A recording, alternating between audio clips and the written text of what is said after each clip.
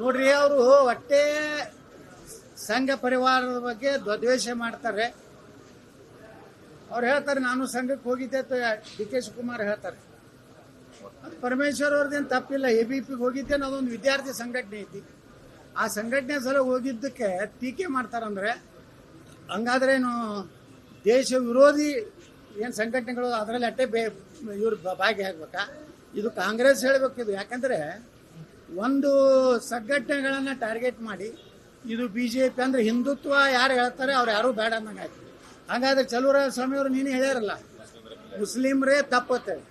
ಹಾಗಾದ್ರೆ ಚಲುವರಾಯ ಸ್ವಾಮಿಯವ್ರ ಮೇಲೂ ಕ್ರಮ ತಗೋತಾ ತಾಕತ್ತು, ದಮ್ಮು, ಹಿಮ್ಮತ್ತು ನಮ್ಮ ಸಿದ್ದರಾಮಯ್ಯನವರಿಗೆ, ರಾಹುಲ್ ಗಾಂಧಿಗೆ ಮತ್ತು ಉಪಮುಖ್ಯಮಂತ್ರಿಗೆ ಇದೆಯಾ? ಅದನ್ನ ಕೆಳಗೆ ಕೇಳ್ಯಾರ ಅವರು ಚಲುವರಾಯ ಸ್ವಾಮಿಯವರು. ಅಂದ್ರೆ ಅವ್ರನ್ನ ಹಿಂದುತ್ವದ ಪಟ್ಟ ಕಟ್ತೀರ ಅವ್ರಿಗೆ? ಅವರೊಬ್ಬ ಕೋಮವಾದಿ ಹತ್ರ ಕಟ್ತೀರಾ? ನಿಮ್ಮ ತಾಕತ್ತಿದೆಯಾ? ಅಂದರೆ ಯಾರು ನಿಮ್ಮ ಜೋಡ ಉಳಿತಾರೆ? ಯಾರು ಉಳಿತಾರೆ?